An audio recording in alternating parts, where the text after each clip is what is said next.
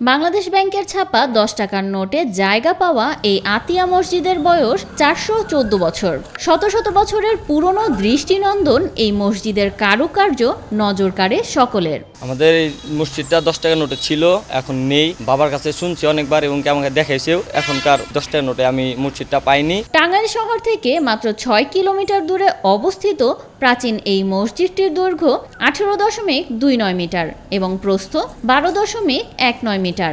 মসজিদের দেওয়ালের পুরুত্ব ২.23 মিটার এবং উচ্চতা ৪৪ ফুট। মসজিদের চার কোণে ৪টি অষ্টকোণাকৃতির মিনার রয়েছে।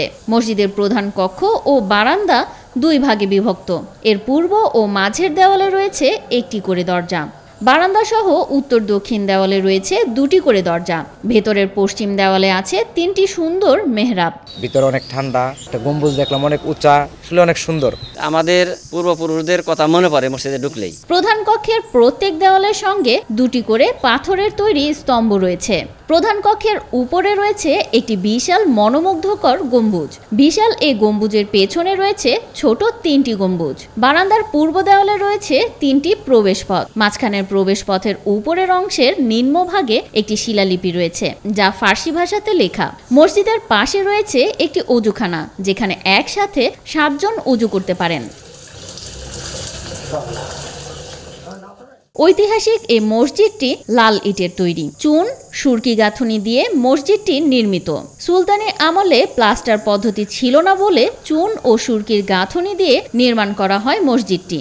আতিয়া মসজিদের পূর্ব ও উত্তর দিকের বাইরের দেওয়ালে টেরাকোটার ওপর চমৎকার বৃত্তের মাঝে ফুলের নকশা করা, যা মোগল আমলের নিদর্শনকে ফুটিয়ে তোলে। এখানে নামাজ পড়তে অনেক ভালো লাগে। অনেক দূর দূরান্ত থেকে অনেক লোকজন আসে নামাজ পড়তে। রোজা যে নামাজ পড়ে গেছে আর স্মৃতিটা আমাদের অন্তরে ভাসতাছে। মসজিদটির ভেতরে 5টি কাতারের প্রত্যেকটিতে 18 জন করে 90 জন এবং মসজিদের বারান্দায় 36 জন মুসল্লি নামাজ আদায় করতে পারেন। এছাড়া মসজিদের বাইরে প্রায় 500 জনের নামাজ আদায়ের ব্যবস্থা রয়েছে।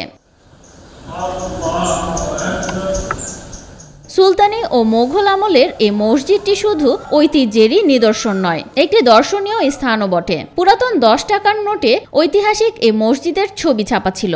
10 টাকার নোটের এই মসজিদটি নিজ চোখে দেখতে প্রতিনিয়ত দেশি বিদেশি দর্শনার্থীরা এসে ভিড় করেন এখানে।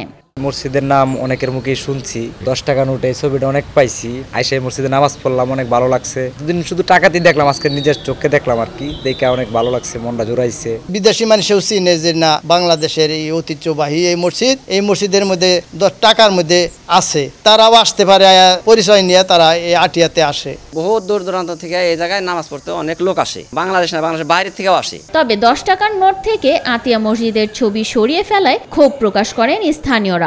অনেক আগে 10 টাকার নোটের মধ্যে দিছিল, এখন সেটাও উঠিয়ে দিছে। শুধু আমার নয়, পুরা বাংলাদেশের প্রত্যেকটা মানুষের দুঃখজনক। টাকাটা মাটিতে পড়ে গেলে টাকাটা উঠিয়ে মানুষের সেলাম করে, আর সেইটা বিচ্ছিন্ন করে দিয়া থুইছে মানুষের ছবি। এইটা আমাদের দুঃখজনক। সরকারের কাছে, এমপি মন্ত্রীর কাছে ভিক্ষা চাচ্ছি যে আমাদের এই মসজিদরা জানি টাকার মধ্যে থাকে। আগামী প্রজন্মের কাছে টাঙ্গাইলের এই ঐতিহ্য তুলে ধরতে আবারও 10 টাকার নোটে আতিয়া মসজিদের ছবি দেখতে চান স্থানীয়রা। 10 টাকার নোটে আমাদের এই মসজিদ চাই। 10 টাকার নোটে যে ছবিটা দেওয়া ছিল, এই ছবিটা যেন আবার দেওয়া হয়, এটা আমাদের এলাকাবাসী হিসাবে জোরালো একটা দাবি সরকারের কাছে।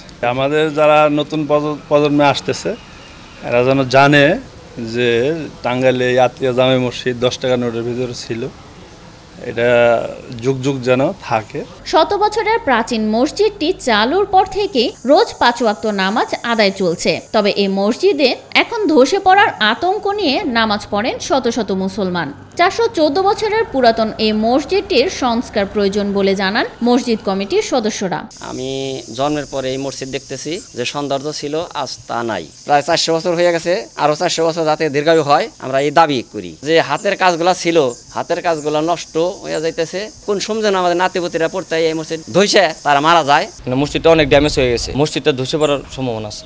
যে সৌন্দর্য ছিল সেই সৌন্দর্যটা এখন নাই, সৌন্দর্য নষ্ট হয়ে গেছে, মসজিদ নষ্ট, ড্যাম ধরে গেছে। সরকারের কাছে জোরালোভাবে দাবি জানাচ্ছি যে এই মসজিদটা যেন আবার পূর্বের ন্যায় সংস্কার হয়।